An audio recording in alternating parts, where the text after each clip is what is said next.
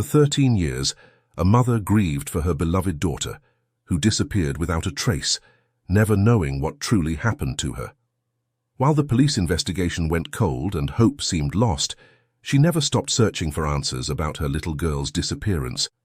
But one morning, as she scrolled through Facebook, she stumbled upon a post from her neighbor, and what she saw in that photo made her entire body tremble in horror.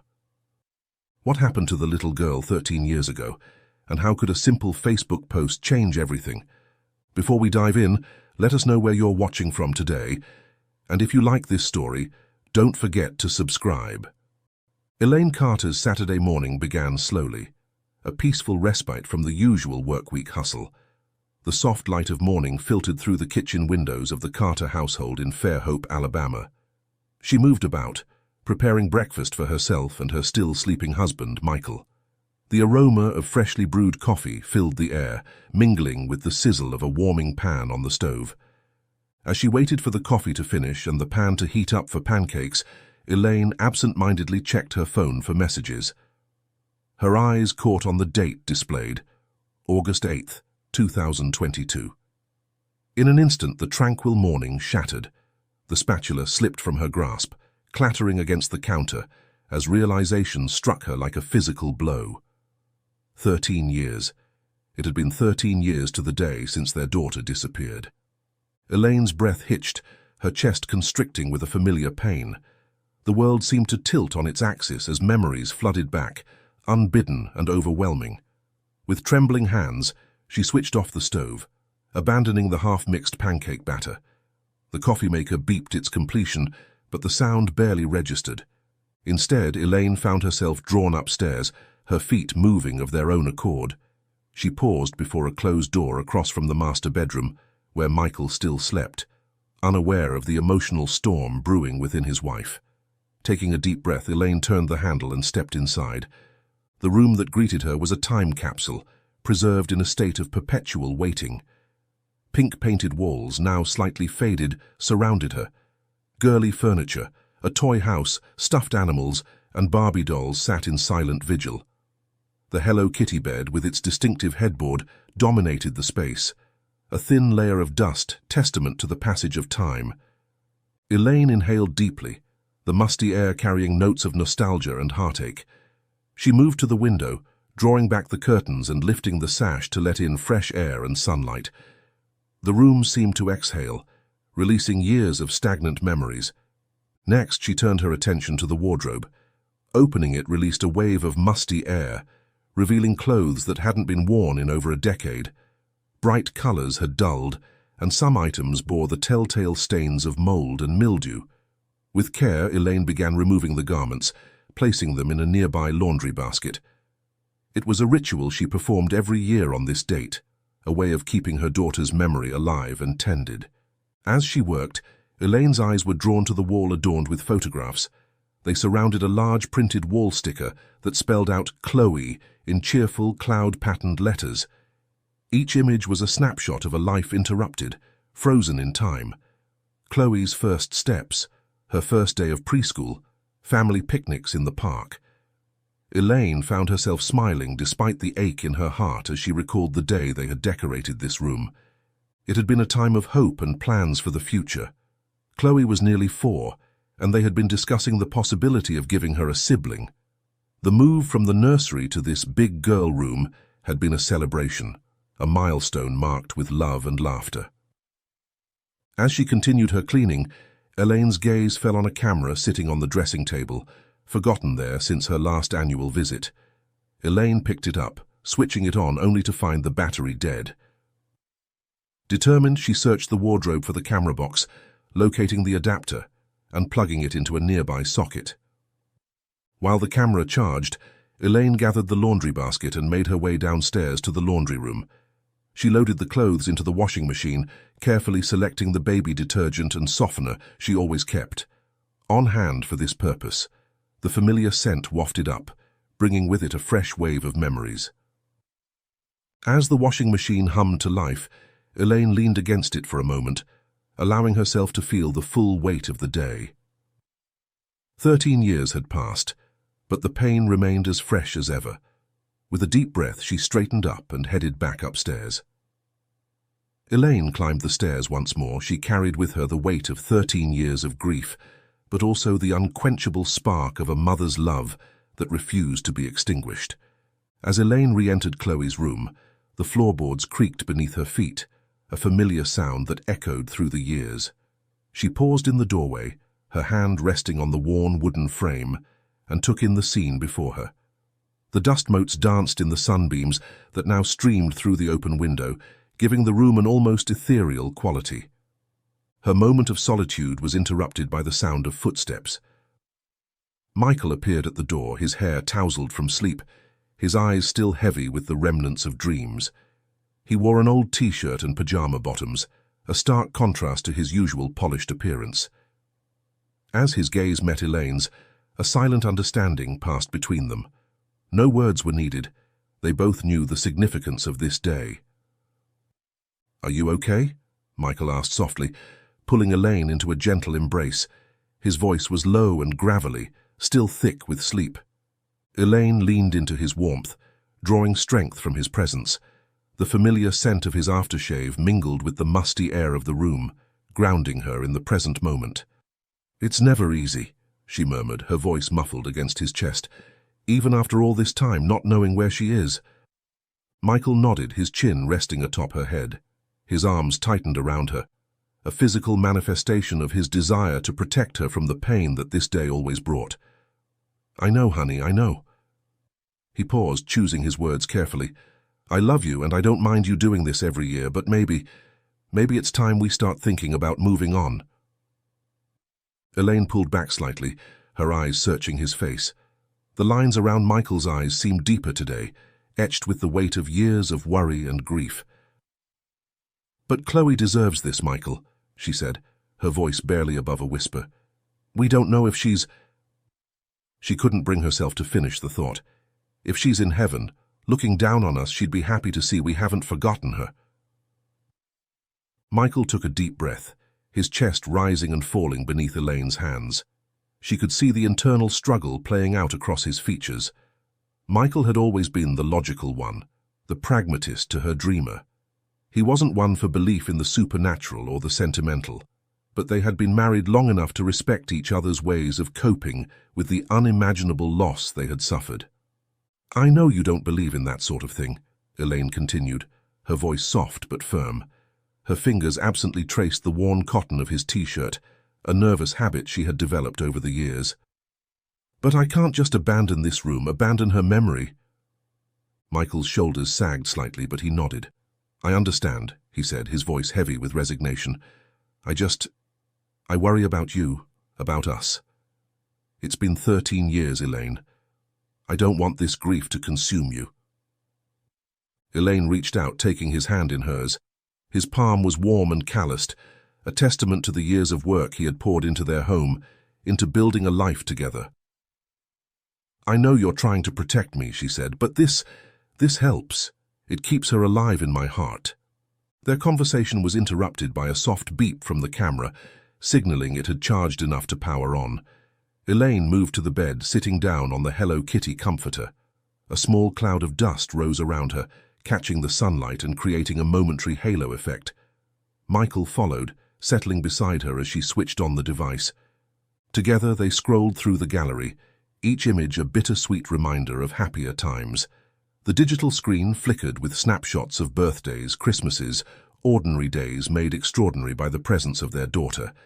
Elaine's finger hovered over each image, as if she could reach through the screen and touch the moments captured there. Then they came across a photo that made Elaine's breath catch in her throat. It was a selfie taken the day before Chloe disappeared, on her 4th birthday.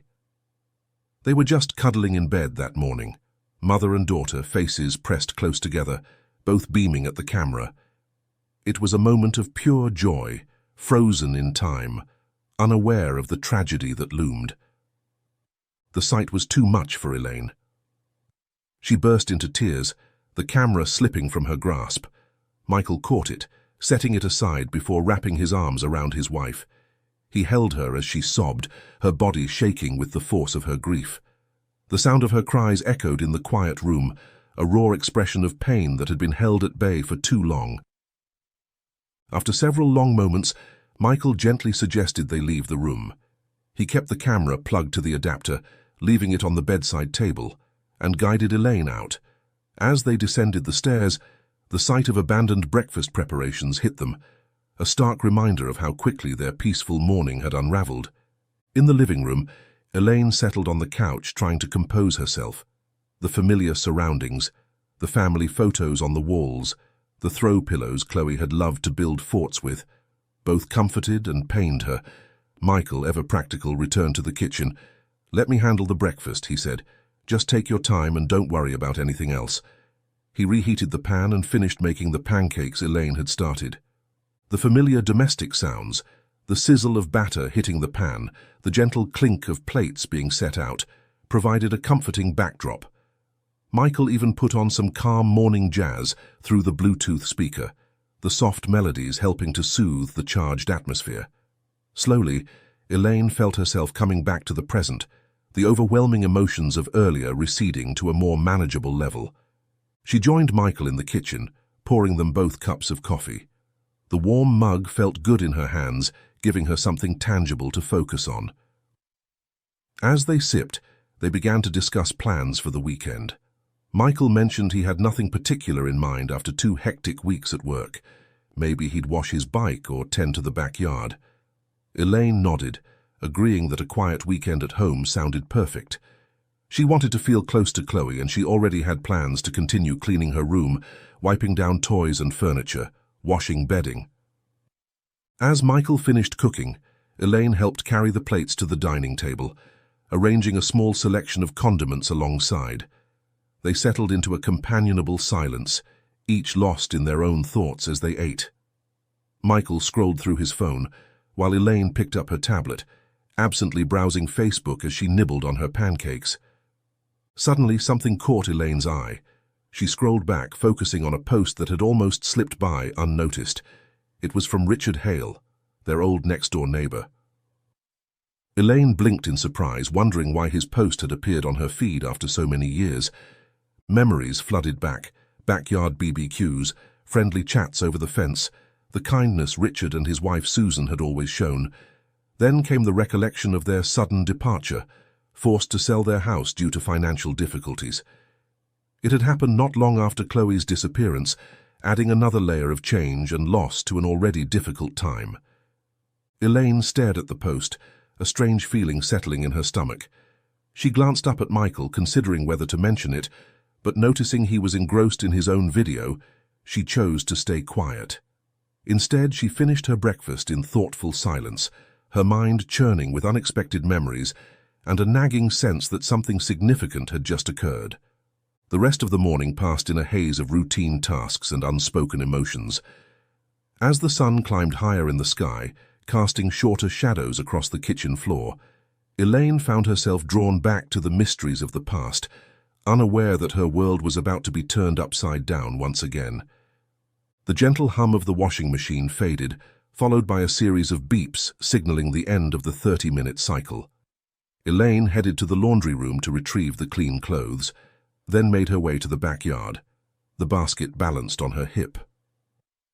The late morning sun pressed down on her, its warmth sharply contrasting the cold heaviness in her heart. She began the routine task of hanging up Chloe's clothes. Each tiny garment with the scent of baby detergent was a bittersweet reminder of the daughter they had lost. As she pinned a tiny sundress to the line, a bead of sweat trickled down her temple. The heat was oppressive, matching the heaviness in her chest. Elaine paused, wiping her brow with the back of her hand, and gazed at the neat row of clothes fluttering in the breeze. It was a scene of domestic normalcy that felt jarringly out of place on this day of remembrance and grief. Elaine turned back towards the house after she finished her task. Through the kitchen window, she caught a glimpse of Michael wheeling his bike out to the front of the house. The sight of him going about his normal Saturday routine stirred something in her. A mix of gratitude for his steady presence and a twinge of resentment that he seemed able to move forward in ways she couldn't. For a moment, Elaine considered returning upstairs to continue her annual cleaning of Chloe's room, But the memory of Richard Hale's Facebook post nagged at her, piquing her curiosity about their old neighbour's house. It had been years since she'd really looked at it, usually just passing by without a second glance. Deciding to indulge her curiosity, Elaine stepped outside. The concrete of the driveway was hot beneath her bare feet as she approached Michael, who was gathering supplies to wash his bike. "Hey," she said, shielding her eyes from the sun. Her voice sounded strange to her own ears, too casual for the emotional turmoil churning inside her. "Have you ever paid much attention to Richard and Susan's old place next door?" Michael looked up from his task, a slight frown creasing his brow. A smudge of grease marked his cheek, a remnant from his earlier tinkering with the bike's gears. "Not really," he replied, his tone cautious. He seemed to be gauging her mood, aware of how fragile the day's peace was. "Last I heard, it had been turned into an Airbnb villa or something like that." Intrigued, Elaine walked to the edge of their property, peering at the house next door. The once familiar facade now seemed alien to her, its windows blank and uninviting. As she watched, a couple emerged, luggage in tow. A taxi waited in the driveway, engine idling. The sight stirred a mix of emotions in Elaine: nostalgia for the days when they'd known their neighbours, sadness at the loss of community, and a strange sense of unease she couldn't quite place. She offered a polite smile to the departing couple when they noticed her, then turned back towards her own home. As she approached Michael again, she shared her thoughts about the property's transformation and the loss of their old neighbours. Michael nodded in agreement, but his expression turned curious. He set down the sponge he'd been holding, giving Elaine his full attention. "What brought this on?" he asked, his voice gentle but probing. "Why the sudden interest in the old place?" Elaine hesitated for a moment before responding. The words felt heavy on her tongue, laden with implications she wasn't sure she was ready to face. "Do you remember Richard, Susan's husband? I just saw a post from him on Facebook." She paused, then added almost as an afterthought, "They seem happy now. It looks like they have a daughter." The effect of her words was immediate and startling. Michael's face scrunched in confusion, his brow furrowing deeply. "The Hale family? Are we talking about the same people?" He shook his head slightly, as if trying to dislodge a persistent thought. "I could have sworn the husband was infertile." "Seriously? You're sure about that?" Elaine asked. "Yeah," Michael replied. "I clearly remember him telling me himself they went to the clinic and got the diagnosis." At his words, Elaine froze, her mind racing. The world seemed to tilt on its axis, as possibilities she'd never considered suddenly presented themselves. The gentle breeze that had been cooling her sun-warmed skin now felt icy against her flesh. Without a word, she turned and rushed back into the house, leaving a bewildered Michael calling after her, "Are you okay, honey?" Inside, the cool air of the house hit her like a physical force. Elaine made a beeline for the living room, her bare feet silent on the hardwood floors. She snatched up her tablet from where she'd left it on the sofa, her fingers trembling as she navigated back to Facebook. The cheerful interface seemed to mock her as she scrolled frantically, searching for Richard's post. When she found it again, Elaine felt as though all the air had been sucked from the room. This time she zoomed in the photo, focused intently on the image of the girl, studying every detail. The slope of her nose, the curve of her smile, the way her eyes crinkled at the corners, all achingly familiar. The tablet slipped from her grasp, landing on the carpeted floor as the implications of what she was seeing hit her full force. Michael, who had followed her inside, picked up the device and looked at the screen. His eyes widened as he took in the picture of Richard and the young girl. "I know what you're thinking," Michael said slowly, his voice a mix of concern and disbelief. "But you can't possibly believe... I mean, they could have adopted. Or maybe it's a relative staying with them." Elaine sank onto the sofa, her mind whirling. The familiar comfort of the cushions felt wrong somehow, as if her entire world had shifted. "Michael," she said, her voice barely above a whisper, "why would a man his age adopt a child? And look at her, she has the same blonde hair as our Chloe.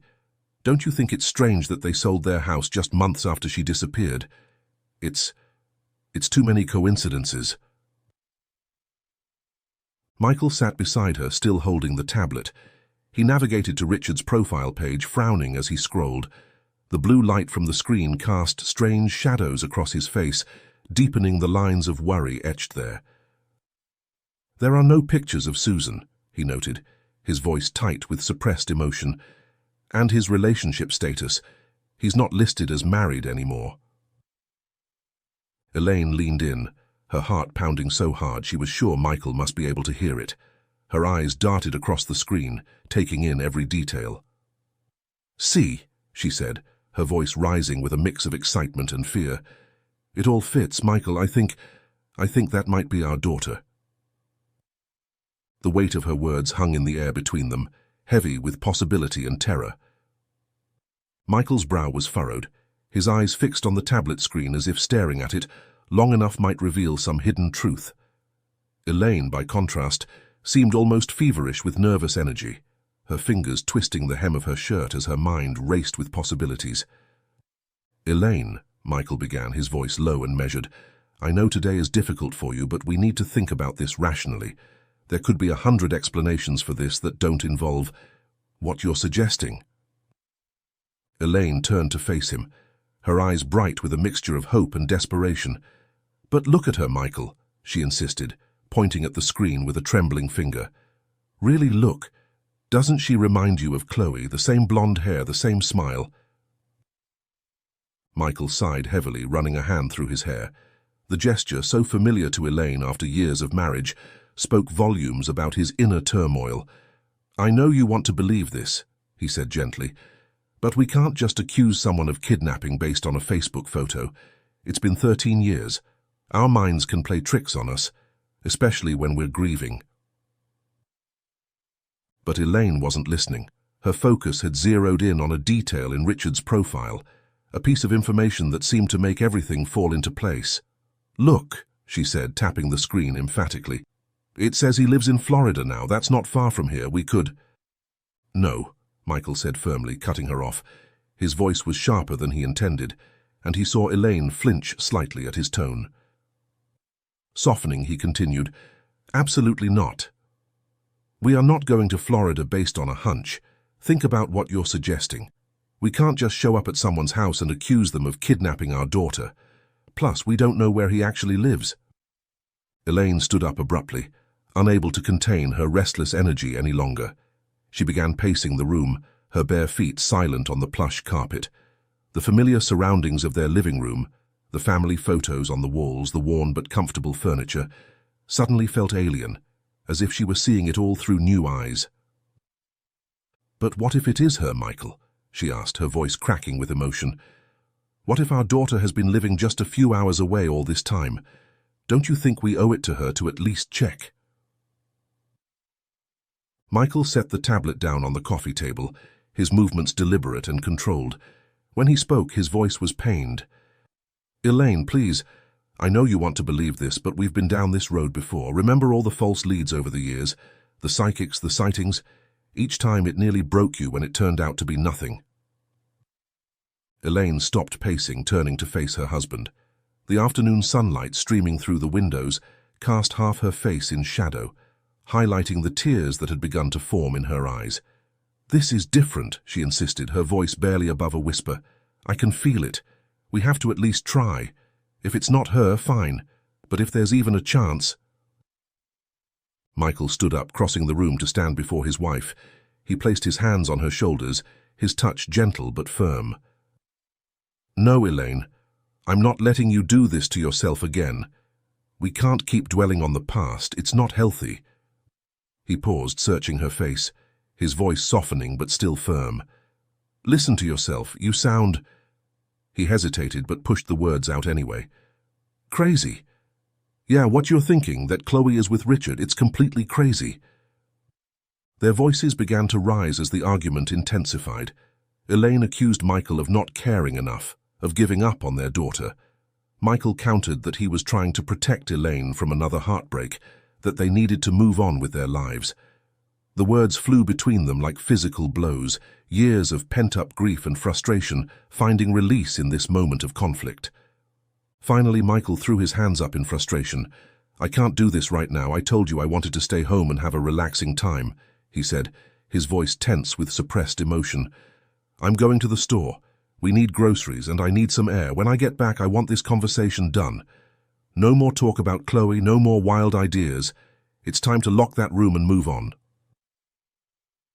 Without waiting for a response, Michael grabbed his keys from the hook by the door and headed out. The sound of the front door closing behind him echoed through the house, leaving a silence that seemed to ring in Elaine's ears. She stood there for a long moment, tears streaming down her face, feeling more alone than she had in years. The house, usually a source of comfort, now felt oppressive, filled with the ghosts of what might have been. Elaine's gaze drifted to the stairs leading up to Chloe's room. She thought of the camera up there, filled with photos of her daughter. If she could just compare them. Before she could talk herself out of it, Elaine was on her feet, climbing the stairs 2 at a time. She burst into Chloe's room, her eyes immediately landing on the camera still sitting on the bedside table. She snatched it up, along with her purse and car keys from her own bedroom across the hall. Heart pounding, Elaine rushed back downstairs and out to her car. She knew what Michael would say if he were here, knew he would try to stop her. But she couldn't let this go, not without being sure. As she started the engine and backed out of the driveway, Elaine's mind was made up. She was going to the police station. They had to listen to her this time. They had to see what she saw. The familiar streets of their neighborhood blurred past as Elaine drove, her mind racing faster than her car. She was vaguely aware that she was probably speeding, but she couldn't bring herself to care. Every second felt crucial, as if the truth she sought might slip away if she didn't act quickly enough. As she approached the police station, Elaine felt a mixture of determination and fear. She had been here so many times over the years, each visit filled with hope that quickly turned to disappointment. But this time would be different. It had to be. She parked her car haphazardly, barely remembering to lock it as she rushed towards the entrance of the station. The weight of the camera in her hand felt like a lifeline, a tangible connection to the daughter she had lost and the hope she now clung to so desperately. Taking a deep breath, Elaine pushed open the door and stepped into the station, ready to fight for the chance to bring her daughter home. The cool air-conditioned interior washed over her, a stark contrast to the heat of the day and the fire of determination burning within her. As the door swung shut behind her, Elaine felt as though she were crossing a threshold, not just into the building, but into a new chapter of her life, one that could either heal the wounds of the past or tear them open anew. Elaine approached the front desk, her heart pounding so loudly she was sure the young officer behind the counter must be able to hear it. The nameplate on his uniform read, "Officer Thompson." "Can I help you, ma'am?" Officer Thompson asked, his voice polite but disinterested. Elaine took a deep breath, willing her voice to remain steady. "My name is Elaine Carter," she began, her words coming out in a rush. "I need to speak with Officer Lindsay Brooks. She's been assigned to my daughter's case, Chloe Carter." Officer Thompson's fingers moved across his keyboard, the clicking sound seeming unnaturally loud in the quiet reception area. His brow furrowed slightly as he read the information on his screen. "I'm sorry, Mrs. Carter, but it looks like that case was closed some time ago." "Please," Elaine insisted, leaning forward slightly, her hands gripping the edge of the counter. "It's important. I have new information."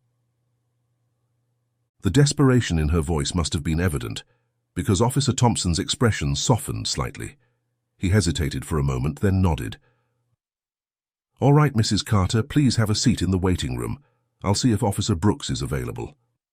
Elaine murmured her thanks and made her way to the small, sterile waiting area.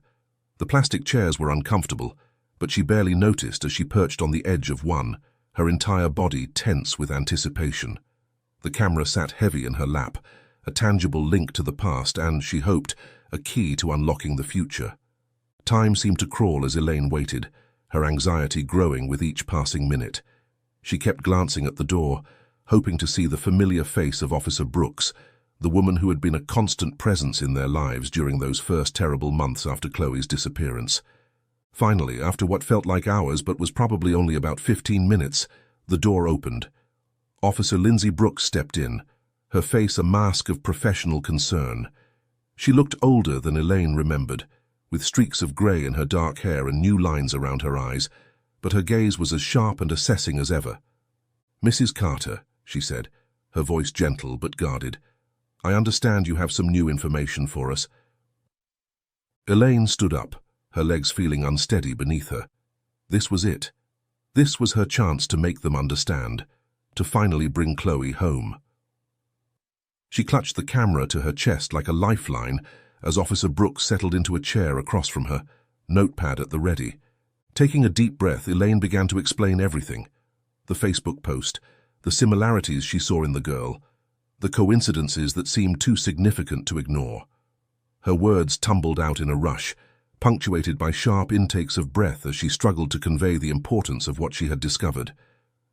She showed Officer Brooks the Facebook image on her phone and some of Chloe's childhood pictures from the camera she had brought, but as she spoke, she could see the skepticism growing in Officer Brooks's eyes.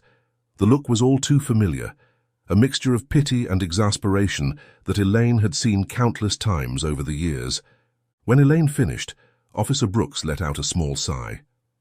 "Mrs. Carter," she said gently, her tone reminiscent of someone speaking to a child, "I understand today is a difficult day for you.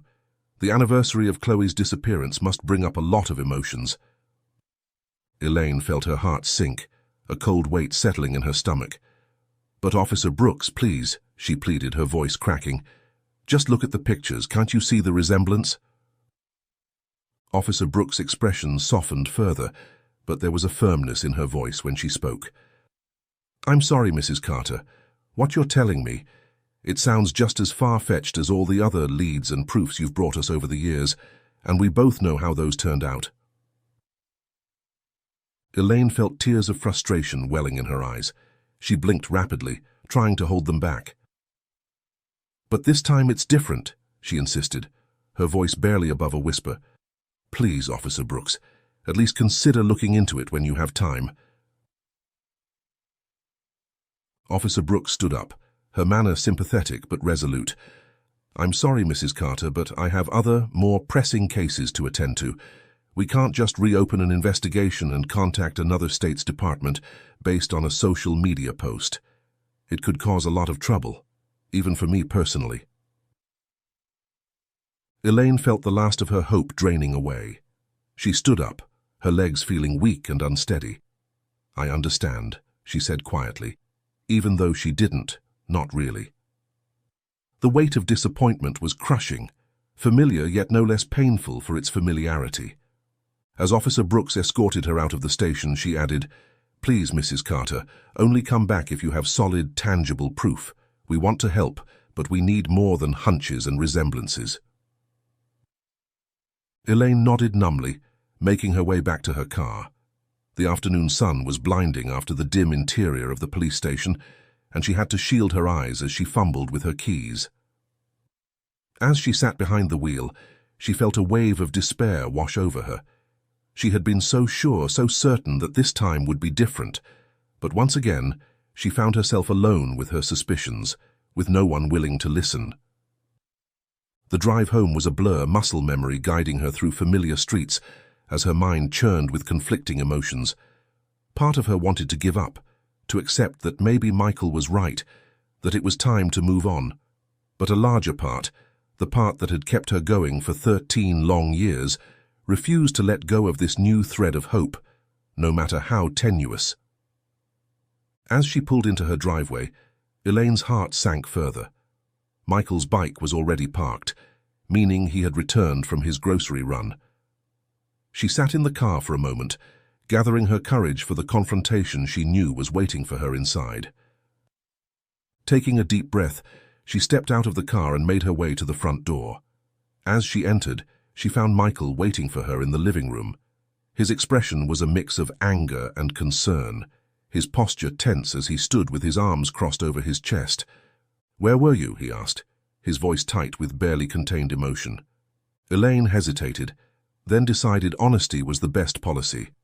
"I went to the police station," she admitted quietly, her voice small in the charged atmosphere of the room. Michael's face darkened, a storm of emotions playing across his features. "You did what?" he exclaimed, his voice rising. "Elaine, what were you thinking? We talked about this." And so began another heated exchange, the air between them crackling with tension and unspoken fears. As the argument unfolded, Elaine felt as though she were standing on the edge of a precipice, with the life she knew on one side and the unknown, terrifying yet full of possibility, on the other. "I had to, Michael," Elaine pleaded, her voice cracking with the strain of holding back tears. "I couldn't just ignore it. What if it really is Chloe?" Michael ran his hands through his hair in frustration, a gesture so familiar it made Elaine's heart ache despite the tension between them. "This has to stop," he said firmly, his tone a mixture of anger and concern. "I've tried to understand. I've accepted your yearly ritual of opening up the room, cleaning, honoring her memory. But this is consuming you, Elaine. We can't live like this forever." Elaine took a step forward, her hands outstretched in a placating gesture. "Please, Michael," she begged, her eyes searching his face for any sign of understanding. "Just this one last time. Help me find Richard. Let me talk to this girl, see her for myself. If it's not Chloe, I promise. I promise I'll let it go. I'll lock the room for good." Michael looked at her for a long moment, his expression softening slightly at the desperation in her voice. The ticking of the clock on the mantel seemed unnaturally loud in the tense silence. Finally, he sighed heavily, his shoulders sagging as if under an invisible weight. "This is the last time, Elaine," he said, his voice low and serious. "If this leads to nothing again, and I'm almost certain it will, you have to promise me you'll stop. We'll pack up Chloe's things, remake the room. I need a home office anyway." Elaine flinched at the thought of Chloe's room being dismantled, turned into something so mundane as an office. The idea felt like a betrayal, a final admission of defeat. But she knew this was her only chance. "I promise," she whispered, the words tasting bitter on her tongue. Michael nodded, then held out his hand for the tablet. "Let me see that photo again," he said, his tone businesslike, as if approaching a problem at work, rather than a deeply personal and emotional issue. They sat at the dining table, the polished wood surface reflecting the warm glow of the setting sun. The tablet between them seemed like a portal to another world, one where their daughter might still be within reach. Michael navigated to the Facebook post, his fingers moving deftly across the screen. "Look," he said, pointing to the timestamp. "It was uploaded just this morning, around 8 a.m. His eyes scanned the information accompanying the photo. "And here it's geotagged, Sunset Beach, Florida. That's only about a 2-hour drive from here." Elaine felt a surge of hope, her heart racing at this new information. "We could go there," she said, trying to keep the excitement out of her voice. "It's not far. We could be there before dark." Michael hesitated, clearly torn between his desire to protect Elaine from another disappointment and his own curiosity. His eyes flicked between the photo on the screen and Elaine's hopeful face. Finally, he nodded, the motion almost imperceptible. "All right," he said, his voice heavy with resignation. "But we do this my way. No accusations, no confrontations. We'll try to make contact, see if we can arrange a meeting. That's it." Elaine agreed eagerly, relief flooding through her. She rushed to gather what they might need, her purse, the camera with Chloe's photos, a light jacket in case the evening turned cool.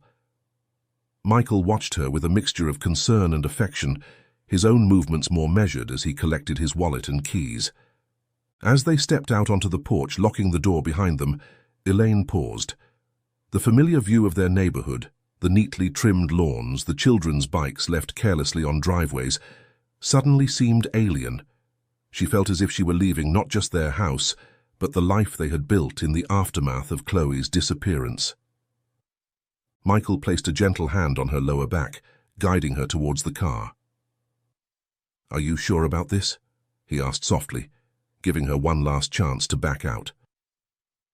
Elaine took a deep breath, inhaling the scent of freshly mown grass and the faint aroma of someone's barbecue. "I'm sure," she said, her voice steadier than she felt.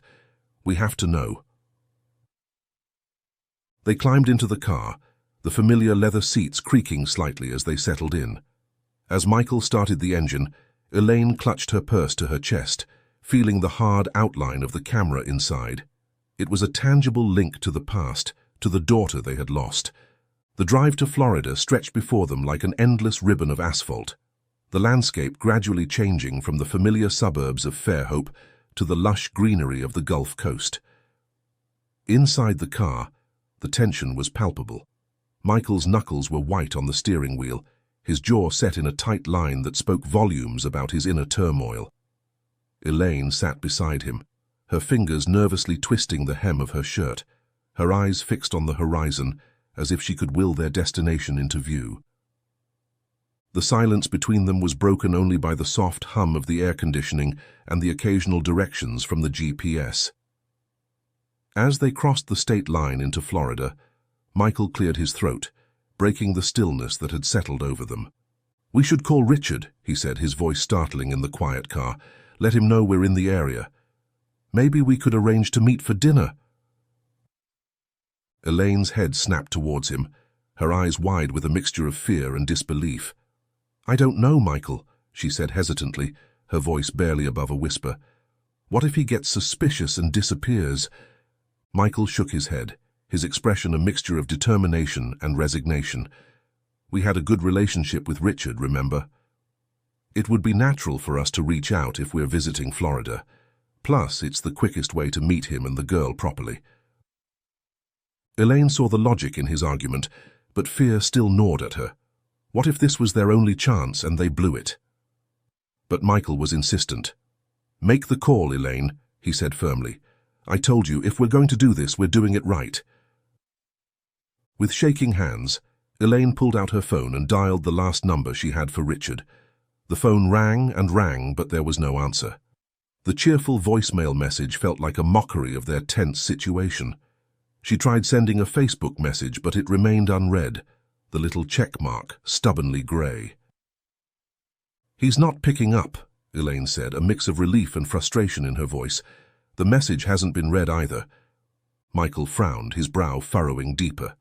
"All right, then we stick with the original plan. We'll go to the beach where the photo was taken and found the water ski rental shop, see if we can find them or any information about them." As they neared their destination, Elaine's anxiety grew. The sun had begun its descent from the zenith, casting the sky in gentler shades. What if they were too late? What if they arrived and found no lead? But as they pulled into the parking lot of the water ski rental shop, she saw something that made her heart skip a beat. The exact same blue waterboard from the Facebook photo. They approached the shop, where a friendly-looking man with sun-weathered skin greeted them.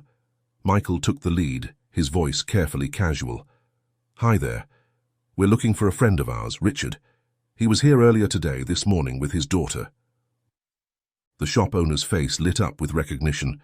"Oh yes, Richard and Chloe, we know them well. They're regulars here, actually have a yearly membership with us." He paused, looking at them curiously. "Are you family?" Elaine's heart was pounding so hard she thought it might burst out of her chest. Chloe, he had called the girl Chloe. She stepped forward, her voice trembling slightly. "Yes, we're distant relatives. We've been trying to reconnect after losing touch. We saw they were here and thought we'd surprise them with a visit. Do you happen to have an address for them?" The shop owner paused briefly, then offered a friendly smile. "Well, we usually don't share that kind of information, but since you're family..." He jotted down an address on a scrap of paper and handed it over. "They live in a nice little neighborhood not too far from here. It's a close-knit community, so if you get lost, just ask around. Chloe's quite the water skier, you know. Won the community tournament just last month." "Thank you," Michael said, taking the piece of paper with a grateful nod. "They'll be thrilled and surprised to see we've come." Elaine felt dizzy with the rush of information. As they walked back to their car, she could barely contain herself.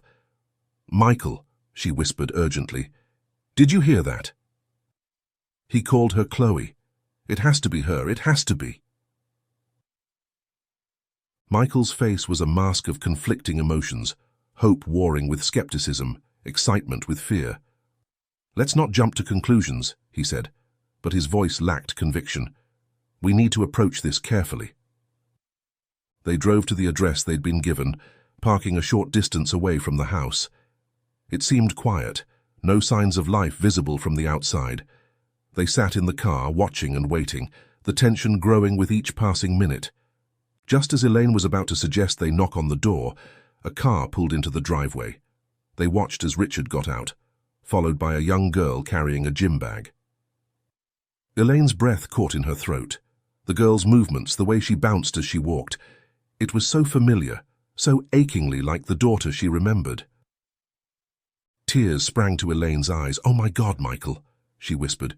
"It's her, it's really her. What do we do? I don't know if I can handle this. Michael, please." Michael, too, seemed overwhelmed. Seeing the girl in person, so close yet still just out of reach, hit him harder than he'd expected. There she was, their daughter. She wasn't the little girl with pigtails anymore, but a young woman growing up before their eyes. Still, he forced himself to think rationally. "We need to stay calm," he said, his voice thick with emotion. "We can't just rush in there. We need to do this the right way, or we might scare her off." But even as they discussed their next move, they saw Richard and the girl emerge from the house again, heading back to their car. Panic seized Elaine. What if they left? What if this was their only chance? Before Michael could stop her, Elaine was out of the car, running towards Richard and the girl. "Wait," she called out. "Please, wait." Michael cursed under his breath, quickly dialing 911 as he got out of the car. He explained the situation as best he could to the dispatcher, who advised them to stay put and not approach until the police arrived. But it was too late. Elaine was already halfway to Richard's car. Richard looked up at the sound of Elaine's voice, recognition, and then shock crossing his face. Without a word, he quickly ushered the girl into the car, locking the doors. The girl looked confused, asking Richard something that Elaine couldn't hear. Michael caught up to Elaine just as Richard was trying to start the car. In a split-second decision, Michael positioned himself in front of the vehicle, preventing them from driving away. The four of them locked eyes, Elaine and Michael desperate and determined, Richard panicked and cornered, and the girl bewildered and frightened. For a moment time seemed to stand still. Then in the distance they heard the wail of approaching police sirens. Richard's face contorted with fear and anger. He flung open the car door and bolted, leaving the girl behind. Michael, running on pure adrenaline, took off after Richard. He tackled him to the ground just as the first police car rounded the corner. Pinning Richard down, Michael's voice was a growl of rage and pain. "What did you do to my daughter, you monster?" The quiet suburban street erupted into chaos as four police cars screeched to a halt, their sirens wailing and lights flashing. Two of the vehicles parked strategically around the spot where Michael had tackled Richard to the ground. The officers swiftly exited their cars, their movements precise and practiced. "Separate them," shouted the lead officer, his voice cutting through the commotion. Two officers gently but firmly pulled Michael off Richard, while another pair helped Richard to his feet. The tension in the air was palpable as the two men, both breathing heavily, were held apart. "What's going on here?" demanded the lead officer, his eyes darting between Michael and Richard. Michael, still catching his breath, spoke up first. "I'm the one who made the 911 call. That man," he pointed at Richard, "kidnapped our daughter 13 years ago." As the officers began to process this information, Elaine approached the scene, her heart pounding. She made her way to Richard's car where Chloe still sat, looking terrified and confused. Elaine opened the door, her hand trembling as she reached out to her long-lost daughter. "Chloe, sweetheart, it's okay. You can come out now," Elaine said softly, her voice choked with emotion. "It's me. It's Mom."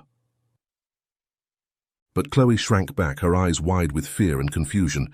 She refused to take Elaine's hand, not recognizing the woman who claimed to be her mother. "I don't know you. Where's my dad? What's happening?" she said.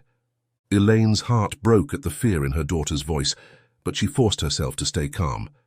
"It's okay, sweetie," she said. "Everything's going to be okay. We're here to help you." As another officer approached her and assured her that there will be explanation for all this, Chloe hesitantly stepped out of the car, keeping her distance from Elaine. Michael turned to address the officers, and everyone present. His voice was steady but filled with years of pent-up anguish. "Our daughter, Chloe, has been missing for 13 years. We've had an open case all this time, but it went cold. Today, we found evidence that led us here." Richard, still held by the officers, shouted in protest, "They're lying. They're stalkers trying to kidnap my daughter." Chloe, hearing this, stepped forward. Her voice was small but determined as she defended the man she believed to be her father. "He's telling the truth. I've been living with him for 13 years. He adopted me after my parents died in a car accident." Elaine gasped, her face paling at Chloe's words. "What car accident?" she asked, her voice barely above a whisper. "We never had an accident. We were at an event that evening. We had hired a nanny to watch Chloe. When we came home, both the nanny and Chloe were gone." As Elaine explained about the investigation into the nanny, who later confessed to falling asleep on the job, Chloe's face contorted with confusion and disbelief. "No, you've got it all wrong," Chloe insisted, shaking her head vehemently. "I'm not your daughter." But Elaine, driven by a mother's desperation, reached into her bag and pulled out the camera. With shaking hands, she turned it on and showed Chloe the screen. "Look, sweetheart, these are your childhood photos." Chloe's eyes widened as she saw the images. There she was, a 4-year-old girl with blonde curls, sitting on the Hello Kitty bed she remembered from her earliest memories. She recognized her own childhood face, having seen similar photos in Richard's possession. But how?" Chloe stammered, tears welling up in her eyes. The revelation hit Chloe like a physical blow. She stumbled backward, her world tilting on its axis. Through her tears, she turned to Richard, her voice breaking as she pleaded, "Tell me the truth. If you ever loved me, tell me what really happened." Richard's shoulders sagged, the fight leaving him as he looked at the girl he had raised as his own. With a remorseful expression, he began to speak, his voice low and filled with shame. "Chloe, we were your neighbors. Susan and we couldn't have children of our own. We watched you playing in your yard every day, so happy, so full of life. We were close to your parents, they trusted us. That night when they were out, they asked us to check on you and the nanny."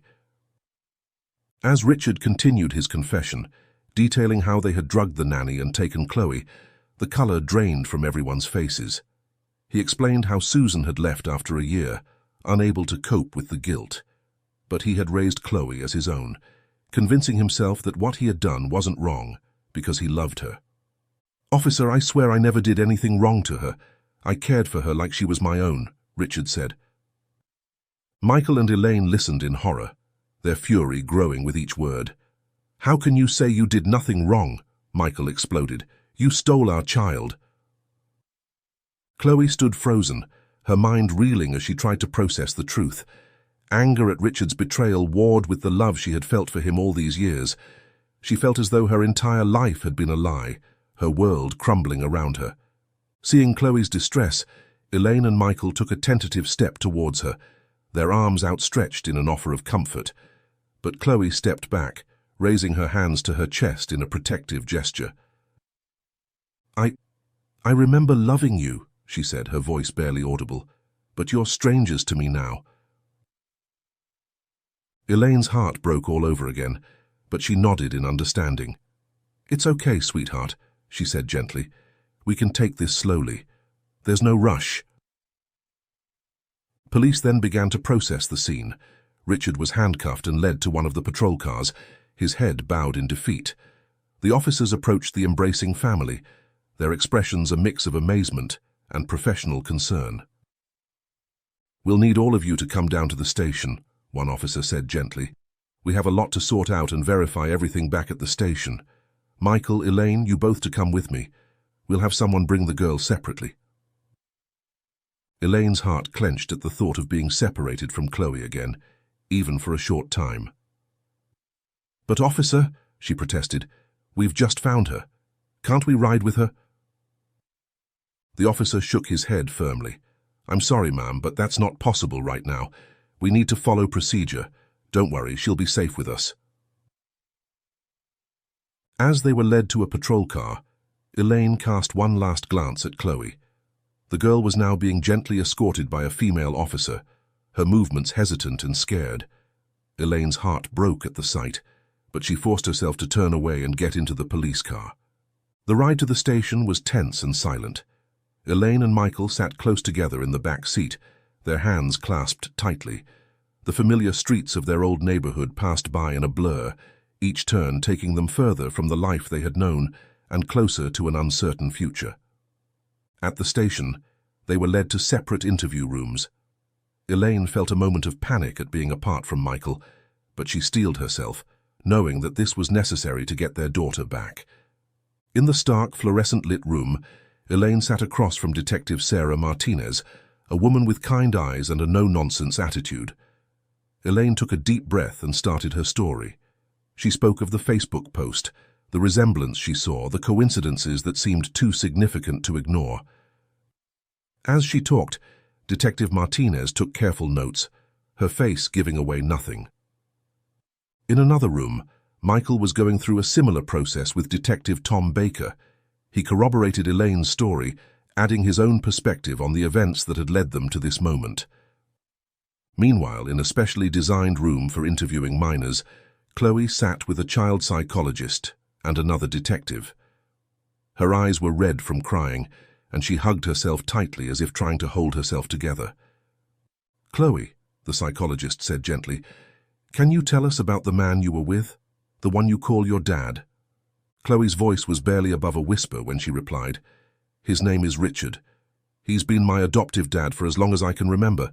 He said my real parents died in a car accident when I was little. It's just been me and Dad for a long time. My adoptive mother, Susan, she left my dad." The detective nodded, typing as he spoke. "And what do you remember about your real parents? Any particular event or anything, maybe?" As the interviews continued, a clearer picture began to form. DNA samples were collected from everyone involved and sent to the lab for expedited analysis. Old case files were requested from the Alabama department, and in a few hours, dusty boxes containing evidence from 13 years prior were delivered to the station and carefully re-examined. Hours passed. Elaine and Michael, reunited in a waiting area, clung to each other for support. The initial adrenaline had worn off, leaving them exhausted and emotionally drained. Yet beneath the fatigue, a current of hope ran strong. Finally, Detective Martinez approached them, her face serious but with a hint of something that looked like cautious optimism. "Mr. and Mrs. Carter," she said, "we've made some preliminary findings. While we're still waiting on the DNA results, we've uncovered enough evidence to believe that your story may indeed be true." Elaine's breath caught in her throat. Michael's arm tightened around her shoulders. "We showed Chloe several photos we printed from the camera you provided," the detective continued. "She was able to recognize her room and belongings, and even described childhood events captured in the pictures. It seems she does have some memories from her early years." Elaine felt tears welling up in her eyes. "Can we see her?" she asked, her voice barely above a whisper. Detective Martinez nodded. "Yes, but keep in mind she's been through a lot today. We can see she's emotionally shaken as well. Don't expect too much." They were led to a room where Chloe sat with a social worker. The girl looked up as they entered, her eyes a mixture of wariness and curiosity. "Chloe," Elaine said softly, fighting the urge to rush forward and embrace her. "We're so glad you're safe." Chloe didn't respond immediately, but her gaze lingered on Elaine's face. After a moment she spoke, her voice small but clear. I remember the room, with the Hello Kitty bed." Michael cleared his throat, emotion making his voice rough. "That's right, sweetheart, that was your room. We've kept it just the same, hoping you'd come back to us someday." The social worker gently interjected. "Chloe, remember what we discussed? You have a choice about where you'd like to stay tonight. You can either go to a temporary care facility, or you can go home with Elaine and Michael, with me accompanying you for supervision. What would you prefer?" Chloe, overwhelmed by the day's events, looked torn. After a long moment, she spoke softly. I think I need some time. Can I stay at the care facility just for now?" Ms. Thompson nodded understandingly. "Of course, we'll make sure you're comfortable and safe." Elaine and Michael felt a pang of disappointment but understood. They knew that rebuilding their relationship would take time and patience, As the night deepened, Chloe was escorted to the temporary care facility, while Elaine and Michael were allowed to go home. As Elaine and Michael prepared to leave the police station, Detective Martinez approached them, her face etched with a mixture of sympathy and professionalism. "Mr. and Mrs. Carter," she began, her voice low and measured, "I know this has been an incredibly long and emotional day for all of you. We're expediting the DNA tests, and we should have the results by tomorrow afternoon." Michael nodded, his arm tightening around Elaine's shoulders. "What happens then?" he asked, his voice hoarse with fatigue. "Once we have the DNA confirmation," she continued, "we'll need you to come back to the station. Our team of psychologists and social workers will assess the situation and determine the best course of action for Chloe's well-being." Elaine leaned forward, her eyes bright with unshed tears. "And then? Can we take her home?" The detective's expression softened. "If the psychologists and social workers give their approval, and if you have Chloe's consent, then yes, but I want you to be prepared. This process might take a few days. Chloe's been through a traumatic experience, and we need to ensure her mental and emotional well-being is prioritized." Elaine and Michael exchanged a glance, a silent conversation passing between them. They were desperate to have their daughter home, but they understood the need for caution. "We understand," Michael said finally. "We'll do whatever is best for Chloe." As they left the station, the cool night air a stark contrast to the stuffy interior, Elaine and Michael felt a strange mixture of hope and trepidation. Their daughter was alive, but the journey to rebuild their family was only just beginning. The past 72 hours had been a whirlwind of emotions: relief at the positive DNA results, anxiety during the psychological evaluations, and cautious optimism as they prepared Chloe's room for her return.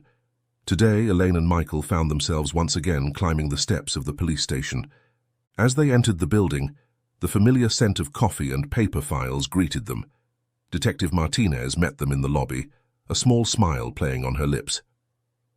"Good news," she said, leading them down a hallway. "The psychologists and social workers have given their approval. By law, Chloe's permitted to go home with you today." Elaine's breath caught in her throat. After 13 years of waiting, of hoping against hope, this moment felt almost surreal. They were led to a small conference room where the social worker waited with Chloe. The girl sat in an oversized chair, her blonde hair pulled back in a ponytail, wearing clothes that Elaine had brought to the care facility. She looked up as they entered, her expression a mixture of nervousness and something that might have been hope. "Hi, Chloe," Elaine said softly, fighting the urge to rush forward and embrace her daughter. "Are you ready to come home?" Chloe nodded, her fingers twisting the hem of her shirt. "I think so," she replied, her voice barely above a whisper. "If that's okay, I want to see my room." Elaine felt her heart soar. She exchanged a glance with Michael, seeing her own joy and relief mirrored in his eyes. "Of course it's okay," Michael said gently. "We'd love to have you come home with us." The social worker stood, smiling encouragingly at Chloe. "Remember what we talked about," she said gently. "It's okay to take things slow, and to tell Elaine and Michael if you're feeling overwhelmed." The drive home was quiet, the air thick with unspoken emotions. Chloe gazed out the window, watching as unfamiliar streets gradually gave way to a neighborhood that tugged at the edges of her memory. As they pulled into the driveway of the Carter home, Elaine noticed Chloe sit up straighter, her eyes fixed on the house. "Do you recognize it?" Michael asked gently, turning in his seat to look at Chloe. She nodded slowly, her brow furrowed in concentration. I remember the tree in the front yard. Didn't it have a swing?"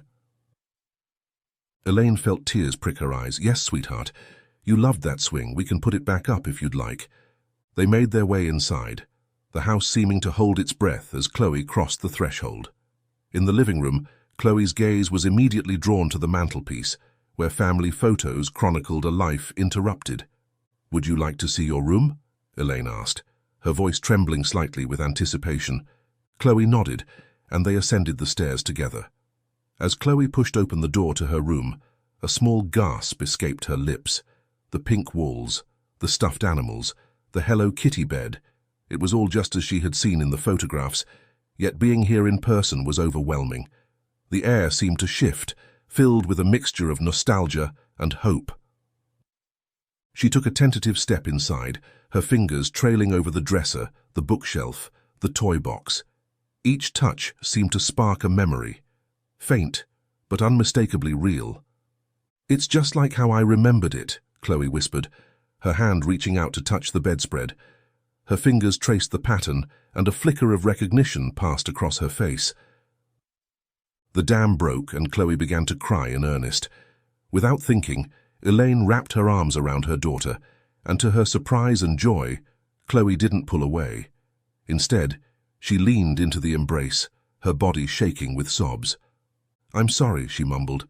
"I don't know why I'm crying." "Oh, sweetheart," Elaine said softly, brushing a strand of hair from Chloe's face. "You have nothing to be sorry for. This is overwhelming for all of us." Michael nodded in agreement. "We're just so happy to have you back here. Welcome home, Chloe," he said softly, his voice filled with love and promise. As the day wore on, Elaine and Michael left Chloe to explore her room. They felt a sense of completion they hadn't experienced in 13 years. The house creaked and settled around them, no longer echoing with the absence of their child, but humming with the presence of their reunited family. After a moment of silence, Michael turned to Elaine, his eyes glistening with unshed tears. "You know," he began, his voice thick with emotion, "I owe you an apology." Elaine looked at him, puzzled. "What for?" Michael took a deep breath. "For all those times I questioned your yearly ritual, the cleaning, the preserving of Chloe's room. I thought it was holding you back, keeping you from moving on. But now I see it was preparing for this day. It wasn't in vain at all." Elaine felt fresh tears welling up in her eyes as Michael continued. "Our daughter came home to a clean room, to cherished belongings that sparked her memories. Your dedication, your unwavering hope, it made this homecoming possible." He squeezed her hand tightly. "I should have supported you more. I should have understood." Elaine leaned into him, resting her head on his shoulder. "Oh, Michael," she whispered, "you supported me in your own way. We both coped as best we could. What matters is that we're here now together, and Chloe is home." Michael nodded, wrapping his arm around her. "You're right, and I promise you, from now on, we face everything as a team. No more doubts, no more separate ways of grieving. We're in this together for Chloe." They sat there for a while longer, drawing strength from each other, marveling at the turn their lives had taken. The house felt different now, no longer a shrine to a lost child, but a home vibrating with new life and possibility.